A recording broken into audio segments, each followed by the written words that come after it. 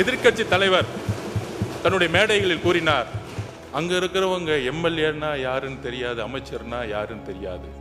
இதுதான் அண்ணா கனவு கண்ட. இருக்கக்கூடிய நபர்கள் பண்ணையாரின் பிள்ளைகள் அல்ல, மன்னராட்சியின் பிள்ளைகள் அல்ல. 10 நாளில் நீங்கள் உருவாக்கிய 10 வருஷ கூட்டணி 10 நாளில் எங்களுடைய தலைவரை நோக்கி ஒரு ஜனநாயகத்தை உருவாக்கியது, இந்த ஆட்சியை உருவாக்கியது. புரட்சியாளர் அம்பேத்கருடைய கனவு இந்த அவையில் முதல் முறையாக நிறைவேற்றப்பட்டது. 8 தலித் சகோதரர்கள் இன்று அமைச்சரவையில் இருக்கிறார்கள். முதலில் பேசும்போது எதிர்க்கட்சி துணைத் தலைவர் சொல்லினார், நீங்கள் 108 தான் அப்படின்னு பேசினாரு. அந்த 108 எப்படி உருவாக்கப்பட்டது? 41 கட்சிகள் எதிர்த்து நின்று எதிர்க்கட்சி தலைவர் தன்னுடைய மேடைகளில் கூறினார், அங்க இருக்கிறவங்க எம்எல்ஏன்னா யாருன்னு தெரியாது, அமைச்சர்னா யாருன்னு தெரியாது. இதுதான் அண்ணா கனவு கண்ட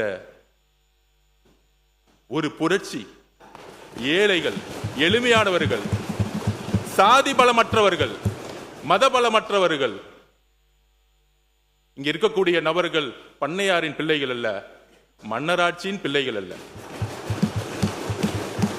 எங்கள் பெயர் உங்களுக்கு தெரியாமல் இருக்கலாம், எங்களுடைய சாதி உங்களுக்கு தெரியாமல் இருக்கலாம், எங்களுடைய மதம் உங்களுக்கு தெரியாமல் இருக்கலாம்.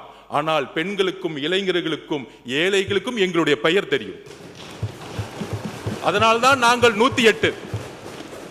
அதனால்தான் 10 நாளில் நீங்கள் உருவாக்கிய 10 வருஷ கூட்டணி 10 நாளில் எங்களுடைய தலைவரை நோக்கி ஒரு ஜனநாயகத்தை உருவாக்கியது, இந்த ஆட்சியை உருவாக்கியது.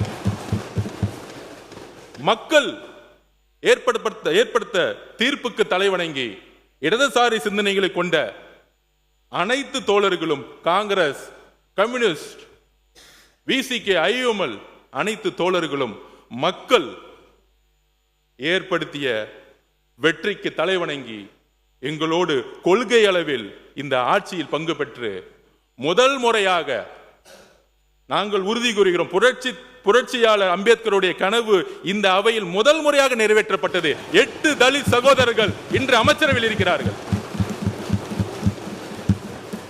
பெரியார் கண்ட சமூக நீதி இங்கு நிறைவேற்றப்பட்டிருக்கிறது. அண்ணா கண்ட இளைஞர் கூட்டம் இங்கு உருவாக்கப்பட்டிருக்கிறது.